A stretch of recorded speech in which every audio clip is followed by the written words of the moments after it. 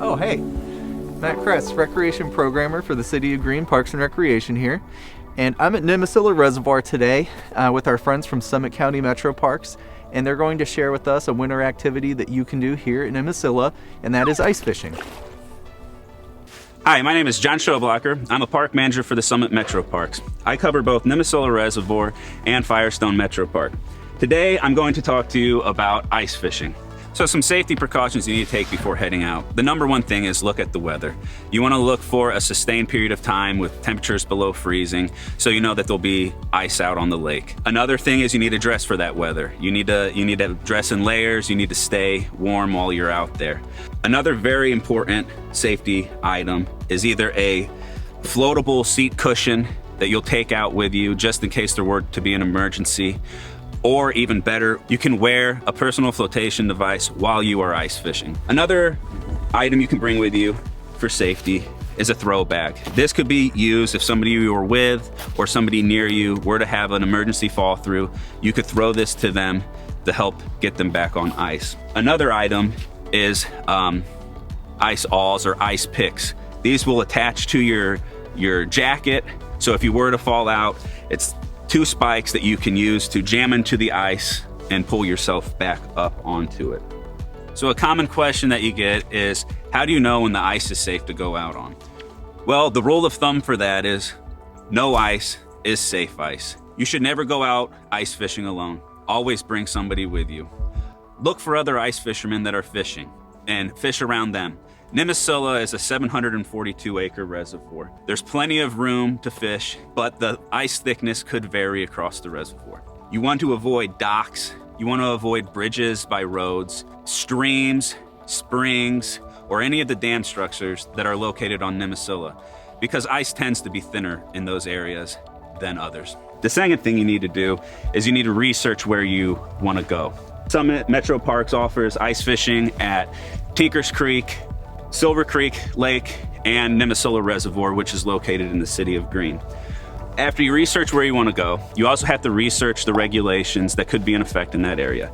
You can find those regulations in the Ohio Department of Wildlife regulation book, which can be picked up at most bait shops, their offices on Portage Lakes Drive, or you can download it online at their website. This has all the information you'll need on all the inland lakes and Lake Erie. Also, it has the regulations for ice fishing. Another very important thing to do is develop a float plan prior to you leaving. The float plan will detail all of your planned stops, where you plan to park, and your vehicle information, and it'll identify other people that are with you. You leave this with a responsible adult or somebody that you trust, so if you don't return on time, they can follow the proper steps to call any contacts to help find you or locate where you are currently. This is a float plan that was provided by the U.S. Coast Guard, and on the last page there's a flow chart of what to do if somebody does not return home on time.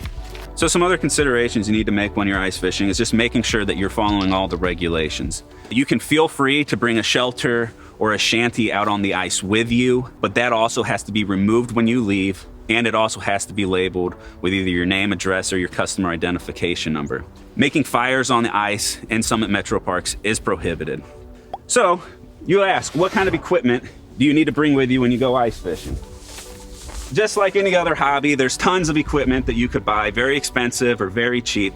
But this is the number one important thing, is your ice fishing rod. As you can see, these are just scaled down versions of fishing poles. It's very important that they're very small and light like this, because you're fishing over a little hole in front of you. You don't want a big, long 6-foot fishing pole would be a real burden and bulky to use. Also, all of this gear is very light, because when fish strike in the wintertime, it is significantly more subtle than a fish strike in the summertime. So you need to make sure you can feel the bite. Another item you should bring is your auger. This is an 8-inch hand auger. This is what will be used to drill the hole in the ice. As you can see, the bottom of this has a protective cover on it, which you should leave on when it's not in use. That protects your equipment, and it were to also protect from any injuries if somebody were to slip and fall near it or hit their foot or what have you. Another item that is a must is your ice scoop. This keeps the hole clean from developing ice on a cold day. It also, after you drill your hole, there'll be a lot of ice cubes and chunks in it that need to be cleaned out so it doesn't interfere with your line. This is a must, hand warmers. Bring these with you, because even if you wear gloves or mittens, once you start catching fish, those could be pretty bulky when using these small fishing lines.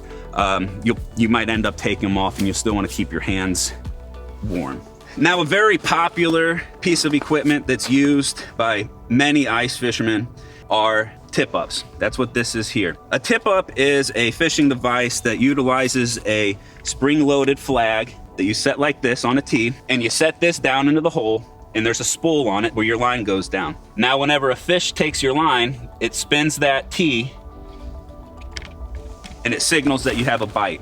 The benefit to these are you can have up to 6 of them, but you can also have them scattered across the lake as far as your eye could see. You can only use 6 tip-ups at once. Each one of your tip-ups has to be labeled with either your name, your address, or your Division of Wildlife customer identification number. It's also a very fun way. It keeps you active on the ice, keeps you moving a little bit more, might warm you up. Then we can move the tackle. When I go ice fishing, these are the types of tackle boxes I bring. I don't want anything bulky, just to keep it light. And this is a lightweight container that I carry my jigs in. It's just very small, and I can see everything I need in there.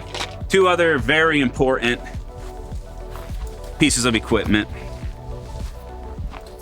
is a sled and a 5-gallon bucket. The sled is used to transport all of your equipment out on the ice to wherever you're going.